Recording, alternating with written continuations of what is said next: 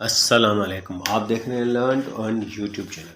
आज हम pixel lab में एक लोगो बनाएंगे। पिक्सल लैब की एप्लीकेशन अगर आपके मोबाइल में है तो ठीक, नहीं रही प्ले स्टोर से आसानी से डाउनलोड हो जाती है। अदरवाइज इसका लिंक आपको डिस्क्रिप्शन में मिल जाएगा, आप वहां से भी डाउनलोड कर सकते हैं। पिक्सल लैब एप्लीकेशन को डाउनलोड इंस्टॉल करने के बाद जब आप उसे ओपन करेंगे तो यहाँ से हम लैपटॉप कॉर्नर से जो है डिलीट का ऑप्शन है, इस न्यू टेक्स्ट बॉक्स को हम यहाँ से डिलीट करेंगे। तो हम यहाँ पर डिलीट के ऑप्शन पर क्लिक करेंगे और यहाँ पर ओके पर क्लिक करेंगे, गिड पर क्लिक करेंगे और गिड सेटिंग पर क्लिक करेंगे और रिफ्रेश पर क्लिक करेंगे। उसके बाद हम यहाँ पर 8 बाय 8 की गिड बनाएंगे। तो हम यहाँ पर 8 लिखेंगे और उसके बाद हम डन पर ओके पर क्लिक कर देंगे। गिड सेटिंग को लॉक कर देंगे, प्लस के आइकॉन पर क्लिक करेंगे, शेप्स पर क्लिक करेंगे और यहाँ से हम शेप को कुछ 1 कॉलम का बनाएंगे। और यहाँ पर कुछ इस तरीके से हमने शेप को बना दिया और नीचे आएंगे और यहाँ पर इसका कलर हम ब्लैक कर देंगे। राइट पर क्लिक करके हम यहाँ से एग्जिट करेंगे। फिर हम दोबारा प्लस के आइकॉन पर क्लिक करेंगे और एक शेप और ऐड करेंगे। इस शेप को हमने कुछ इस तरीके से लंबा कर दिया और इसका जो है कलर हम यहाँ से ब्लैक सेलेक्ट करेंगे। राइट पर क्लिक करके हमने यहाँ से एग्जिट करना है और अब यहाँ पर हमने ये सेंटर वाले ऑप्शन पर आना है और यहाँ से हमने इसकी रोटेट पोजीशन जो है वो -40 डिग्री पर करनी है। तो यहाँ पर हम इसकी पोजीशन यानी कि -40 डिग्री करने के बाद राइट पर क्लिक करेंगे और इससे हम कुछ इस तरीके से यहाँ पर सेट करके रखेंगे। उसके बाद जनाब हमने यहाँ पर फिर प्लस के आइकॉन पर क्लिक करना है और शेप्स पर क्लिक करना है। हमने एक शेप और ऐड कर दिया और इसको हमने यहाँ पर कुछ इस तरीके से ऐड करना है और इसका कलर हमने यहाँ से ब्लैक कर लेना है। उसके बाद हमने फिर दोबारा जो है जनाब वो प्लस के आइकॉन पर क्लिक करना है और एक शेप और ऐड करना है और यहाँ से अभी हमने इस शेप को कुछ इस तरीके से यहाँ पर प्लेसमेंट कर देना है। लेयर पर क्लिक करना है, जो हमने सेकंड नंबर पर शेप ऐड किया था उसकी साइज़ को हमने थोड़ा सा और ज़्यादा बढ़ाना है। तो उसको सिलेक्ट करने के बाद हम उसे ड्रैग करके थोड़ा साइज़ में बड़ा कर देंगे। फिर हम प्लस के आइकॉन पर क्लिक करेंगे और हम एक शेप और ऐड करेंगे और यहाँ पर नीचे इसको रख देंगे। उसके बाद हमने मर्ज करना है, तो इन तमाम एलिमेंट्स को हमने आपस चेक मार्क करना है और मर्ज वाले ऑप्शन पर क्लिक करके ओके पर क्लिक करना है। यहाँ से एरेज कलर को इनेबल करना है और यहाँ से इसकी टॉलरेंस भी हमने बढ़ा देनी है। राइट पर क्लिक करके हमने यहाँ से एग्जिट कर दिया। फिर प्लस के आइकॉन पर क्लिक किया और एक शेप हमने और ऐड कर दिया।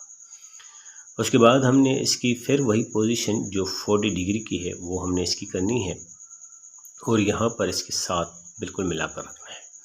फिर हमने इसी शेप की एक और कॉपी बनानी है। एडिट पर क्लिक करना है और इसका कलर यहाँ से हमने ब्लैक कर लेना है। तो इसका कलर हम यहाँ से ब्लैक कर लेते हैं।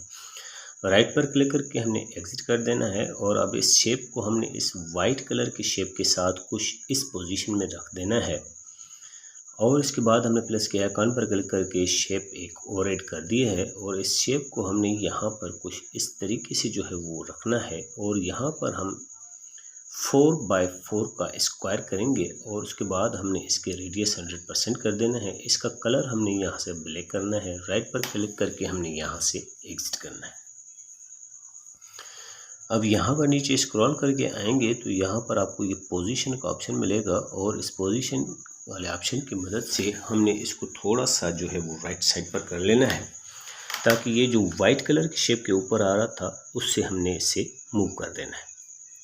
तो कुछ इतना दूर करने के बाद हमने फिर जो है यहाँ पर प्लस के आइकॉन पर क्लिक करना है और एक शेप हमने यहाँ पर और ऐड करना है और अब की बार हमने ये 2 बाय 2 का शेप ऐड कर दिया है। इसका रेडियस हमने 100% करना है।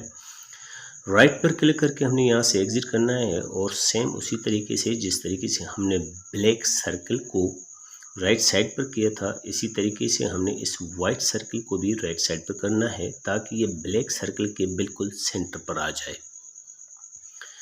उसके बाद जनाब हमने यहाँ पर फिर प्लस के आइकॉन पर क्लिक करना है और एक शेप हमने यहाँ पर और ऐड करना है और इस शेप को हमने यहाँ पर कुछ इस तरीके से यहाँ पर ऐड कर देना है। इसका कलर हमने ब्लैक करना है और इसे मूव करके हमने ऊपर के हिस्से पर रख लेना है।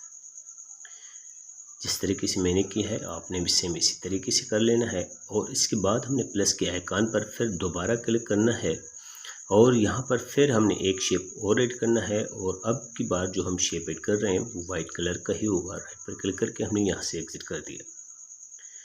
अब इसके बाद हमने लेयर पर क्लिक करना है और जो ब्लैक कलर का सर्कल था हमारा, हमने उसको अनविजिबल कर देना है। उसके बाद हमने प्लस के आइकन पर क्लिक करना है, शेप्स पर क्लिक करना है और अब की बार हमने इस शेप को छोटा करके यहाँ पर इस वाइट वाले सर्कल के साथ कुछ इस तरीके से मिलाकर रखना है। लेकिन उससे पहले हम इसकी रोटेट पोजीशन जो है वो 40 डिग्री पर करेंगे ताकि हमें ये एडजस्टमेंट करने में आसानी लगे। तो हम इसे यहाँ पर कुछ इस तरीके से प्लेसमेंट कर देंगे। ये मैं आपको जूम करके दिखा देता हूँ। कुछ इस तरीके से प्लेसमेंट करने के बाद जनाब हमने इसका जूम अभी मैं हटा रहा हूँ और इसके बाद हमने यहाँ पर फिर दोबारा जो है लेयर पर क्लिक करना है और ब्लैक कलर का सर्कल जो हमने अनविजिबल किया था उसको विजिबल कर देंगे। तब यहाँ तक हमारा काम ये कुछ इस तरीके से बन जाएगा। अब हम यहाँ पर क्या करेंगे कि इसके बाद हम नीचे स्क्रॉल करके आएंगे और ये जो वाइट कलर का शेप है हम इसे यहाँ से डिलीट कर देंगे। हमने ये सिर्फ स्पेस बराबर रखने की वजह से यहाँ पर शेप दिया था। उसके बाद हमने प्लस के आइकन पर क्लिक किया और यहाँ पर हमने एक शेप ऐड कर दिया है और इसको यहाँ पर कुछ इस तरीके से रख देना है। लेयर पर क्लिक करना है। अब ये जो हमने आर बनाया है इसके तमाम एलिमेंट्स को हमने आपस में मर्ज करना है। जो हमारा ए बना हुआ है उसको सिलेक्ट नहीं करना है। तो मर्ज वाले ऑप्शन पर ओके किया और उसके बाद हम यहाँ पर जो है इरेज कलर के ऑप्शन पर आएंगे, इसको इनेबल करेंगे और इसकी टॉलरेंस 70 कर देंगे और राइट पर क्लिक करके हमने यहाँ से एग्जिट करना है। अब ये हमारे दो एलिमेंट बन चुके हैं। अब हमने आर को सिलेक्ट किया और कलर पर आए और इसका कलर हमने यहाँ से चेंज किया। नीचे स्क्रॉल करके आएंगे तो यहाँ पर आपको जो है वो स्ट्रोक का ऑप्शन मिलेगा। तो स्ट्रोक को हमने इनेबल करना है और इसको स्ट्रोक की विड्थ जो है वो हमने 4 रखी है। उसके बाद हम इसका कलर ब्लैक कर देंगे। उसके बाद अब लेयर पर जाकर हमने ए वाले शेप को सिलेक्ट करना है और फिर उसको स्ट्रोक देना है। स्ट्रोक को इनेबल करना है और उसका स्ट्रोक का कलर हमने वाइट ही रहने देना है। उसकी विड्थ सिर्फ 4 करके हमने एग्जिट कर देना है। उसके बाद जनाब हमने यहाँ पर अपने इन लोगोस को, इन शेप्स को बैकग्राउंड का कलर देना है। तो हम बैकग्राउंड पर आ चुके हैं। कलर को हम यहाँ से सिलेक्ट करेंगे। कोई डार्क सा कलर हम इसके लिए सिलेक्ट करेंगे ताकि हमारा जो है ये डिज़ाइन अच्छी लगे। तो यहाँ पर ये मैंने सिलेक्ट कर दिया और अब हमने इन दोनों को आपस में मर्ज करना है।